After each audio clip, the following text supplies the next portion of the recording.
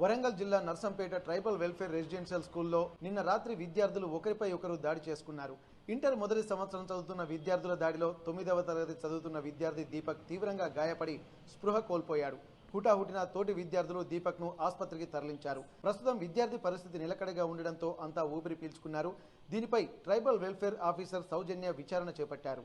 Private chit fund కంపెనీల మోసాలపై ఆర్టీవీలో ప్రసారమైన కథనాలపై Warangal director of registrar Praveen Kumar స్పందించారు. బాధితులెవరూ ఆందోళన చెందవద్దన్నారు.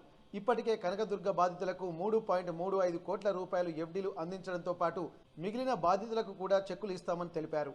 కనకదుర్గ బాధితులతో పాటు అక్షర, అచల, భవితశ్రీ, శుభనందిని బాధితులకు కూడా న్యాయం చేస్తామన్నారు.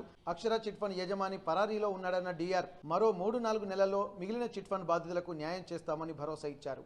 వరంగల్ ఎనుమాముల వ్యవసాయ మార్కెట్లో వర్ధనపేట శాసనసభ్యులు కేఆర్ నాగరాజుకు నిరసన సెగ తగిలింది. ఎనుమాముల ముసలమ్మకుంట ప్రాంతంలో పలు అభివృద్ధి కార్యక్రమాలకు హాజరైన వర్ధనపేట ఎమ్మెల్యే కేఆర్ నాగరాజును స్థానికులు అడ్డుకున్నారు. ఎమ్మెల్యేగా కేఆర్ నాగరాజు గెలిచినప్పటి నుండి ఇప్పటి వరకు ఎనుమాములకు నిధులు కేటాయించలేదంటూ స్థానికులు నిలదీశారు. దీంతో ఏం సమాధానం చెప్పకుండా అక్కడి నుండి ఎమ్మెల్యే వెళ్లిపోయారు.